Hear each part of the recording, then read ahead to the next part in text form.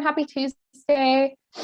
Thanks for joining us today. My name is Natalie Pardo. I'm the program manager at Latino Built, and you are here watching our virtual training over estimating. So glad to have you join us. Before we do dive in, I have a couple of reminders that I want to go over.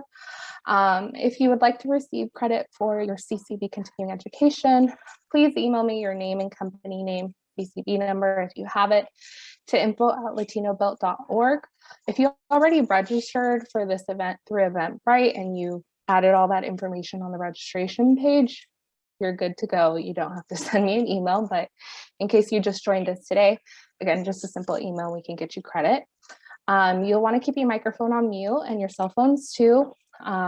With questions today, if you're not too type savvy, we'll be able to turn on your microphone at the end of the session today to ask your question out loud. Questions that are posted in the chat will be answered during and at the end of the presentation. So if you have a question over anything that Jorge is mentioning, please enter it in the chat. And again, we will answer when the appropriate time comes. And I'll also have a short survey just to see what you thought about the presentation at the end. Those are all my reminders for now. So it is my pleasure to present Jorge Patiño. He is the president of Sealstead Choppers and an instructor at the Northwest College of Construction. So thank you, Jorge, for joining us today. It's a pleasure to be here, everybody. Well, once again, welcome to this first workshop in exploring the basics of estimating. How many of you have had the opportunity to estimate a project in the past? Without a doubt, it's one of the most nerve-wracking processes when you first start. Why? Because your estimation is going to determine whether you're a for-profit organization or a nonprofit, right? And we all want to be a profit organization. We want to be able to make enough money to take care of our needs and our families. So estimating is key when it comes to building your business, to starting your business. So today we're going to try to incorporate and talk about some of those basic things that you want to have in mind, and not only in mind, down on paper. It's important for you to have these things, to understand what they are, what they mean, and how they can make you a better company. Without any further ado, we're going to go ahead and I'm going to try to share my screen. You're going to be able to see, let me see. Okay, we're going to be sharing this screen here. Can everybody see what we have on the screen now? We can see it. Okay, very good. So one of the first things that you want to have in mind when you're estimating is your record keeping. What do we mean by this? Well, as many of us have experience in working in construction in the past. Maybe we've worked for someone. So if we entered a trade, we didn't just enter a trade out of the blue. It's something that maybe we were familiar with, something that we know how to do. For example, if I'm sheetrocking, I know how many sheets of sheetrock I personally can hang per day, right? So depending on how your experience is, you'll determine how many sheets you can hang per day, correct? So that'll determine, for example, what you need to make per day, what you will charge per sheet, per square foot. So all this information, all that record keeping, if you're able to maintain a good record of how much time a certain task takes you, and you're able to understand how much material it takes, and you have a good record, you write this down, it's going to be the base for your for good estimating. Why? Because if you don't maintain those good records, you're always going to be guesstimating instead of estimating. And guesstimating is dangerous because on bigger projects, If your estimate is off, it can mean the difference between you having to pay for a project instead of getting paid for a project. And nobody wants to give their work for free. And not only that, but nobody wants to pay for work. So it's very important that you understand how crucial to your business estimating is. So one of the other things that we see here is know where you've been so that you know where you're going. What does this mean? So once again, it's your experience. What do you know? And how did you get there? When you know where you've been and understand what something involves, for an estimator, sometimes you have to build things in your mind. So as you're estimating, as you're going through those plans in your head, you're building that. You're putting those studs up. You're putting that frame. You're putting up that sheetrock. Or if you're in a different trade, you're putting that roof on or that flooring. Whatever trade you're in, you know where you've been. You know how that work gets done and how long it takes. So it will help you understand also what problems have arisen. When you've built something, it's always important to look at your work site, to understand those plans and be able to be familiar with the actual job site. What we mean by this also is when you go and get that first initial walkthrough or for that project, you want to make sure that you understand, once again, record keeping and knowing where you've been. Take good notes. See all the little details that might present a problem for the scope of work that you're presenting a bid for. And last but not least, on this overhead cost, is set goals. Set yourself goals as far as what you'd like to achieve. We all want to know at the end of the day what our profit is going to be. So if you set yourself a goal of what you want to achieve with your profits, your estimating is going to help you achieve that. And it has to be something visual. It has to be something that you train your mind to see constantly. So, for example, if you want to achieve $100,000 in billings per month, then put that somewhere in your room. Put that wherever you can see it. Visualize what that number looks like, so that you can. There's an expression said that you will always make what you think you're worth. So it's very important for us to set good goals, realistic goals. And it's important for us to be able to achieve those goals and see by this good record keeping what it's taking to achieve them, to get to those goals. So all of this has to do with your overhead costs, the importance of having good record keeping, knowing where you've been, and setting those goals. It's going to help you understand what your overhead costs are. And what are those overhead costs? Those are costs that don't change. Those are costs that you have on a monthly basis. So regardless if you get a job or not, you have to pay insurance, you have to pay your rent, your vehicles, everything that you have to pay for on a monthly basis. Understand what those overhead costs and what your wages are. So all of that needs to get incorporated into your estimating. You need to understand what those costs are so that you can incorporate them into part of your bidding. Because that's how those things are going to get paid. When those jobs come in, it's going to come from that overhead cost. And what that means, overhead cost means costs that are always there regardless of production, right? Sometimes you're also out in the field working, so you're producing. That would not be an overhead cost. But when you're estimating, the time it takes you to do the bid, that is considered overhead cost because you are not producing. At that point, you are just consuming from those bids that have still not been awarded. So very important to keep that in mind when we start estimating. Once again, good record keeping, know where you've been, and know where you're going. So set those goals. Okay, set those goals. We're going to go to the next slide. This right here has to do with something that is extremely important.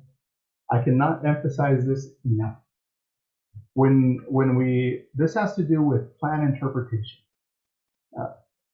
Regardless of the experience that you have, it is important that you understand how plans work. It is important that you understand that plans, such as this one right here, every page can have a different scale. And that can make the difference between what you order as far as material could be twice as much as what you bid for. So this can make the difference between you making a profit or losing everything you have. Understanding what scale is being used on the plans is crucial to your estimating. So if it's if the plans are on an 1/8-inch scale, if they're on a 1/4-inch scale, it is important for you to understand that. And then it's important for you to verify that scale. So a lot of you are familiar with a device similar to this if you're doing all your bids by hand. However, nowadays there's many different programs that you can purchase that will help you with your estimating, where you upload your plans and you can calculate your scale down to the millimeter or centimeters. So it's important that you, first of all, before you start doing any sort of takeoffs, any sort of estimating, that you are on the correct scale. Whether you're in a 1/4-inch scale, like we mentioned, an 1/8-inch scale, or in this case, on this bid, there was a 3/16 scale, right? So it's listed on the plans. It's important that you know how to read those plans, and it's important that you know how to interpret the details pertaining to your scope of work. And what do we mean by that? For example, in our trade, we do metal framing, drywall, and acoustical sealing.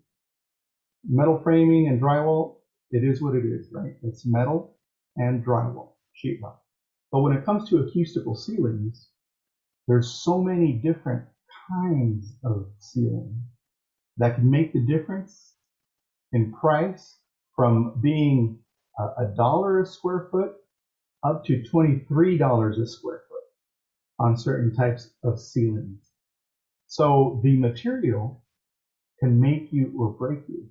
If you don't read those details and you bid it for a $1 a square foot material and you didn't specify that in your bid, and in the details of that plan, it called out for a $23 a square foot type tile,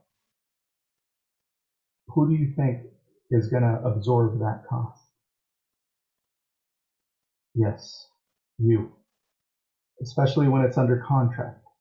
So it's very important that you look at those details, that you look at what the material it's calling out for your scope of work, and be specific when you list those things on your bid, because sometimes they won't have that detail. They won't have that specification. So the specs will not be on the plan. It'll just say 2x4 ceiling tile, for example. And you're like, wait a minute, it doesn't give me enough information. So what do you do when you don't have enough information? You always ask questions. Request for information, RFIs. That's what we do. We request for more information because we don't have enough information to provide an accurate estimate, an accurate bid. So it's important that you ask the questions. Don't assume. It's very dangerous to assume that somebody is just requesting the basic, the cheapest of all the tiles. Now, if you don't have that information, then you can say, well, I'm just going to go worst case scenario, right? I'm going to go worst case scenario. I'm going to bid this for $23 a square foot. Well, guess what's going to happen? You're not going to get that job. Why? Because you went with the worst case scenario, right? Your competitor asked the question and they found out that they're only looking for a $1 a square foot type tile. So who do you think is going to get that project? They are. So the details in the plans, it's very important that you get familiar with them. It's very important that you understand what your scope is and what you need to do to be able to understand those plans and interpret those plans correctly. Now, another very important factor when it comes to plan interpretation is something that is found on every corner of the bid. Down here is the date. The date those plans were released. Why is that important? Why should I look at the date on the plans? Because if the plans have been revised and there has been changes to your scope of work, and you're working with plans that came out the first time around that they started looking at this project a year ago, then you place your bid without any details, without any descriptions of your work. What do you think is going to happen? Well, they're going to go with whatever the current plan date is, especially if they sent it to you and they say that. So you always want to check your emails. You want to make sure that you're working with the most current plans available for that project. So another question you can ask, and it's important that you do, is, am I working with the most current plans? Have there been any updates, right? So if any modifications are made to the plan, it'll be listed on that same corner.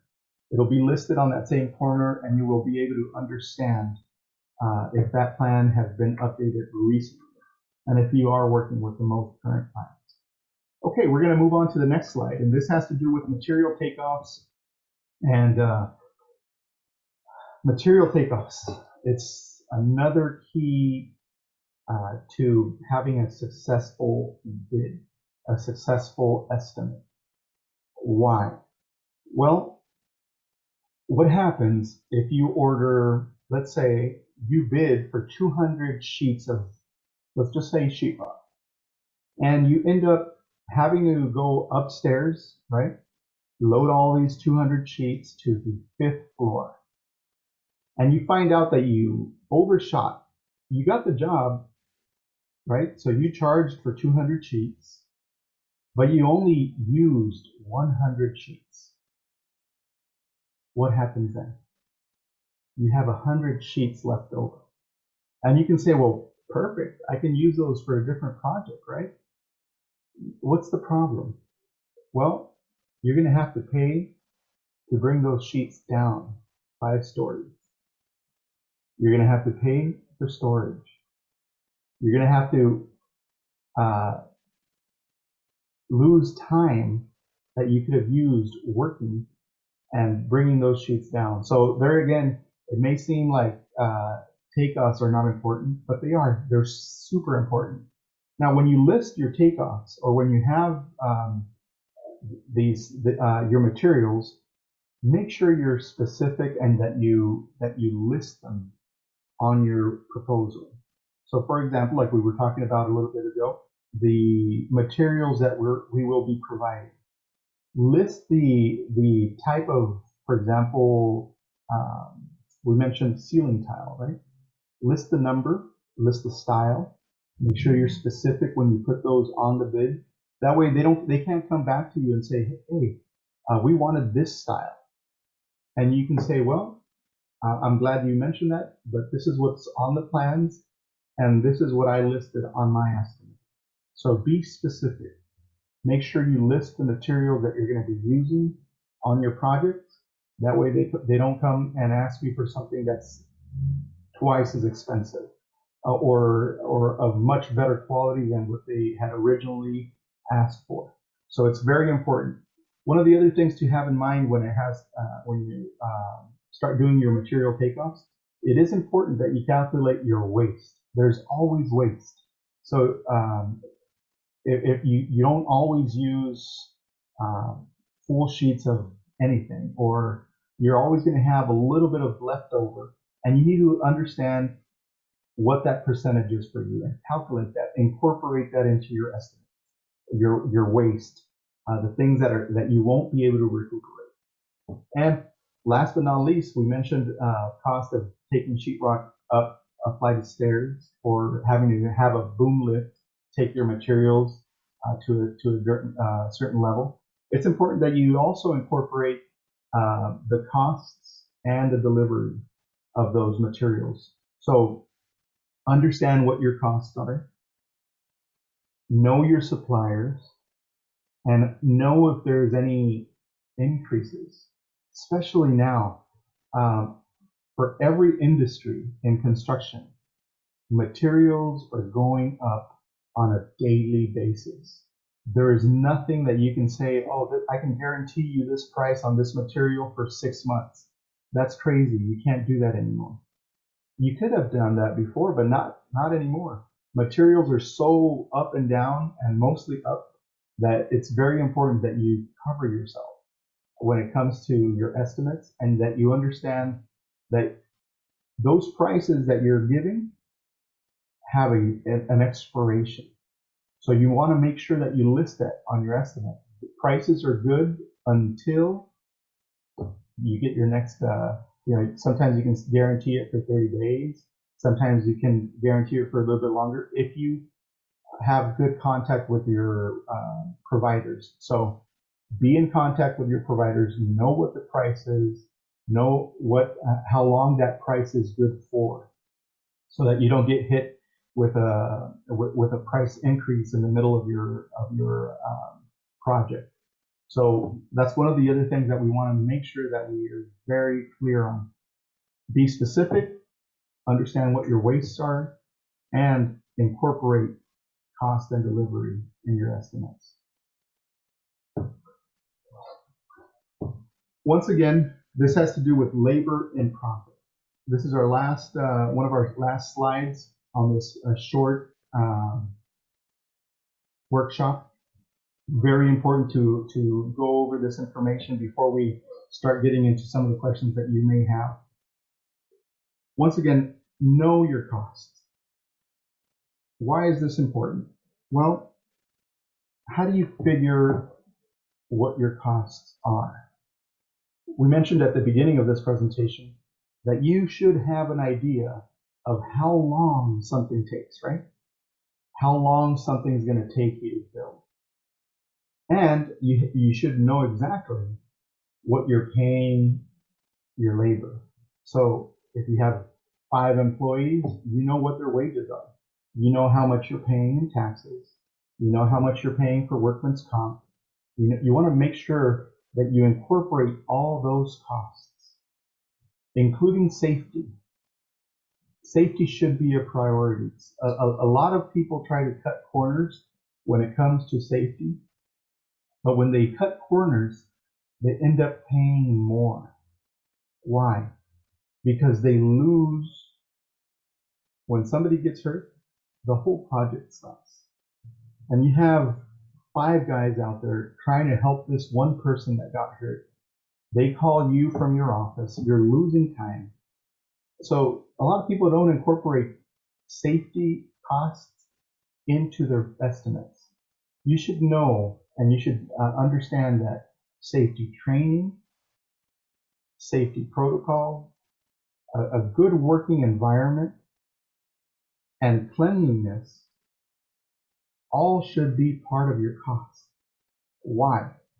Because when you do this, your people will be working safely, they will be more productive, and you're able to calculate that. You're able to understand how much you're spending on somebody cleaning. At the end of the day, you ask all your guys, hey, let's Everybody needs, this job site needs to be clean at the end of each day. Why? Because we don't want any tripping hazards. We don't want this, we don't want that. All of that can be calculated, and you should be able to get to a certain number where you're able to understand what your costs are for these things. So when you understand all of that, your full cost for one person to work 8 hours and how much production you're going to get out of that one person, you're able to understand fully what your costs are per foot, per day, per square footage, right? Depending on your scope of work. But it's important for you to understand that. And also, one of the key points that'll make you successful when it comes to estimating is know your break-even point. What does that mean? For me, this was one of the greatest things that was taught to me when understanding the structure of our type of work, which is estimating construction projects. Competition is sometimes very harsh, and you will lose a project sometimes for $100, right? If you don't understand your competition, if you don't know your competition. But when you understand what your break-even point is, you're able to determine what you want to do. So what does this mean? Well, we talked at the beginning of this presentation that you should know what your overhead costs are. So those are the costs that don't change every month, right? So let's just say your rent, all these things come to $5,000 a month, right? You understand that in 10 months, you're going to be $50,000 in. To be able to get through the full year, you need at least $60,000 in profit to be able to cover all the full year of your overhead costs. Well, let's say that you get to September and you already have those $60,000 in profit needed to cover the entire year. What are you able to do then? Well, you're able to determine whether you can lower your profit, right? Because you already made what you need to make for the full year to cover all your overhead costs. Anything after that break-even point is all profit. You've already achieved your goal. So once you get to that point where you break even for the year, you're able to offer a better price to your clients, and you're able to keep your guys working for those winter months where competition gets harder, work slows down, but you're still able to maintain. So all of this has to do with labor and profit. And all of us here that have a business that are in construction, we're always looking to make a profit. So understanding these facts and understanding these concepts that we covered today are key to having a successful estimate, a successful bid, which is what we all are seeking. Now we're going to open up for any questions that we may have. If there's anything that I did not cover that you'd like to see covered, we will go ahead and do that. Yes, so like Jorge said or mentioned, we can accept questions now. You can enter them in the chat, or if you prefer, you can turn off your mic and we can have you ask your question out loud. I apologize, my internet is unstable, so if I disappear, I'll be back. Give it another second or so, see if anybody has a question. I know I have a question. I think, Jorge, like I mentioned, we have some businesses who are, barely starting off their business, like currently in the process of getting their CCP because that's what they want to do. They want to get started. And I think estimates is the piece that a lot of people kind of feel very nervous about, because again, you don't want to lose money. And as someone who is starting off, do you see any kind of like common rookie mistakes out there that I think people need to be aware of and acknowledge a little bit more, making sure they don't miss or skip in the process? Well, yes. One of the biggest mistakes that are made when it has to do with estimating is precisely one of the things that we covered in the third slide. Second slide, I believe it was. It has to do with scales, right? Understanding the scales. So understanding the plans, getting familiar with those plans. Get sets of plans and just read through them, right? It takes time. I remember when we first started estimating. We've been around now for about 20 years. We started in 2001, but we did everything by hand. All our takeoffs, all our bids were all done on paper and with taking notes, right? Making sure that every single wall type, we covered every single detail that pertained to our scope of work. So getting familiar with the plans is key. Understanding, especially if you're bidding off of plans. A lot of people say, well, can you do my house? And you're like, okay, where are you should always ask, do you have plans, right? Do you have anything that I can go off of? And that's important. So some of the rookie mistakes is just people guesstimate, right? They're like, oh, I can do this house in about 2 days, right? But then there's a lot of details within it. They don't base themselves on anything that is in writing. So using the plans, even though some people are scared to look at the plans at first because they look intimidating, sometimes it's, I'll show you the kind of plans that become intimidating. When you get a plan set like this, right, and you have to go through all the details, that becomes intimidating for a lot of people, right?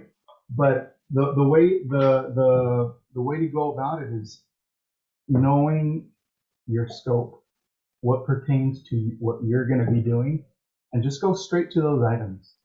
Understand how certain parts of the plans relate to others, and where all the details are. So getting familiar with reading plans is, I think, essential for anybody that's going to be doing estimating.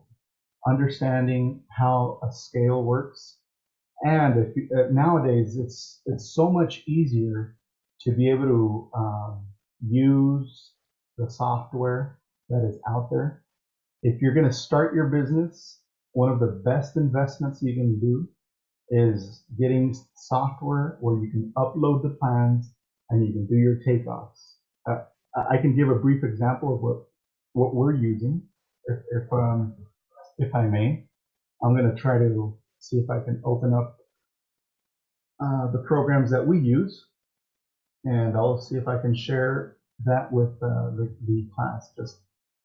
Yeah, that would be perfect. I know that's a follow-up question that we do have is you touched on the software, and we're interested to hear a little bit more maybe what software is out there that you think would be helpful to have. So the best software that we've found that works for us, just because it synchronizes with everything, right? It's called on-screen takeoff.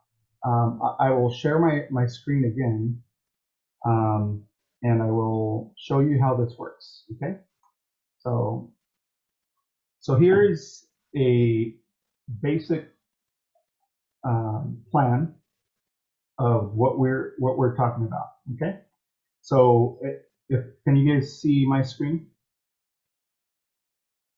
Yes, you can see it. Okay. And for folks who are viewing, if you need to zoom in a little bit more into that screen at the top of the window for Zoom, there should be a view options tab, and zoom ratio is an option there, and you can zoom in more if you need to. But perfect. So you're good, Jorge. This plan, for example, I'm going to pretend there's a wall up here. This is how easy it is. I'm going to pretend that this wall up here is going to be demoed. So all I got to do is click on it, drag it over to the point where it needs to be demoed. Um, if I want to continue doing that, I'll just continue following all. If that whole wall needs to be demoed, then it changes my lineal footage down here, as you can see. So what you do, you upload your plans, depending on the amount of plans that you have. You have your elevations, you have everything that you would see on your plans on here, and all the details, everything. So you're able to track all your details. So if you miss something, it just pops right out at you. So the ones I just did, I would just, if I made a mistake, I just take them off, like I just did right now. Is that easy? It all on the side, these things on the side here, where you have, for example, your metal drywall, your demolition. These are things that you can recreate. So you can use these once, and once you use them, you can use them on a different project. If the project has the same height, or you can modify them. So you can duplicate this bid, right? Duplicate everything that's here on the side, and then use it on a different project. So you don't have to reinvent the wheel every single time. It's already there. It's stored, and then it produces something else. Once you have it there, it translates in. This is another program that they offer also. This is called Quick Bid. So one of them is on-screen takeoff. The other program is Quick Bid. Quick Bid takes everything that you did on-screen takeoff, and it produces your bid. For example, let's just look at, let's see here, wall fur out, right? It gives you everything you need to know about that scope of work. It gives you how many sheets of sheetrock, your taping. On here, you create your formula. You start creating a formula as far as what your material price is. So you have that determined there. Once you have your material price entered, you can increase it by 15% if you want to have a 15% margin. You have your waste, everything that you need, you can calculate it on here. If it's a very hard job, you also can change your percentage. So let's say typically I can 100% of, if this project was an easy project, my full formula would go at 100%. But this is going to be a job that's going to take me twice as long. So all I got to do is just reduce it by 50%. So I'm only going to get 50% production. You can modify your formula on here, especially if you get familiar with that project when you do that walkthrough. So you can also change your rates. You have different regions of, for example, here in Portland, when you're working downtown, it costs you more. Why? Because you have to pay for parking. You have to have all those unforeseen things that you wouldn't see outside of Portland, right? Where parking is free, where your guys can just take their vehicles and park wherever they want. But when you're in Portland, you have to account for that extra time for them to either find a parking spot, take materials upstairs. All that time takes longer if you're going to be working downtown. So obviously those projects you can't bid them exactly the same as you would something that's in Tualatin or in Tigard or in Salem, right? Why? Because those projects don't require for you to pay for additional things, or that your guys just get there and they can start counting their time the moment they walk into the car, right? These other projects that are downtown, so you can set your, I'll show you a quick example. Let me see here. So when you go to your labor, you should have different regions, right? So in this case, it's region A, but I can change it to region B or C. For us, that means region A is downtown. Region B is a different area where it's, and region C is sometimes if we have to send guys out that are anything over an hour, we have to pay some of their travel time. Why? Because they're going outside of their normal work area. So all of that stuff, you can figure it out as you go. But this is something very helpful. Having a program like this, where it's and once again, this is not to promote. I don't promote either on-screen takeoff or quick bid, but that's what we've been using now for over 12 years, and it's been a life changer. Right? What used to take us 3 days to bid one project, we can do it in an hour and a half. So it's if you you can easily calculate how much you can save by having the correct program. There are some programs that are free. There are some programs that are useful for you to start getting familiar with this type of scenario. The advantage for us with this program, it's because it's everything's already preset for our line of work. So all the materials, everything's already in there. We don't have to input nothing. The only thing we change is what we want to make an hour and what the current price is for that material. So those are the two factors that as we covered in our estimating today, are super important. The rest of it provides you a formula already that works. So all you got to do is start tweaking those two numbers until you get to your perfect estimating where you're being productive. Okay. Any other questions? I think we do have a follow-up question to the system that you just showed us. I know you said you've been using this for a few years, because I know we hear a lot about Bluebeam out there. Yeah, for us, this is something that's, once again, it's specific to our scope of work. So everything is already preset for drywall, ceilings, and so this is basically an interiors program, and it's linked directly to some of our some of our suppliers. So that's the reason why we use this program. Like I mentioned, there's other programs similar to this. Maybe the one that you mentioned earlier. I'm not familiar with that program. This is the one what we've been using to quantify and to be able to get those estimates and those reports that we need for the field. So what we do is we provide our guys a picture of, for example, we'll send this as part of our build documents so that our guys know exactly what we included in our bid. We also include this picture as part of our bid. So I'll show you an example of what one of our bids look like. So let's see here.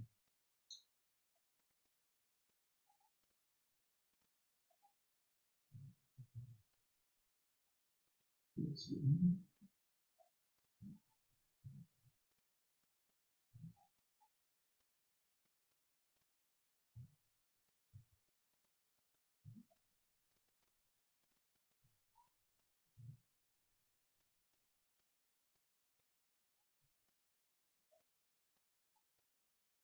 So this is what one of our typical bids look like. We'll have what our scope of work is, and we'll always say, please see below, right? So as you can see, it includes some of those same plans that I just showed you, so they can see exactly what we included in our proposal. And if there's something that they want us to do in addition to this, or they say, well, this should have been in your bid, we're like, well, if you can see our bid, it is very specific. This is what we included. Now you're asking us to do backing on this wall, for example. And that was not part of our bid, right? So you're able to charge for that. But this way, they know exactly what you included. They know exactly what's in the bid. And there's no way for them to say, well, you should have had this. Okay. Does that answer the question?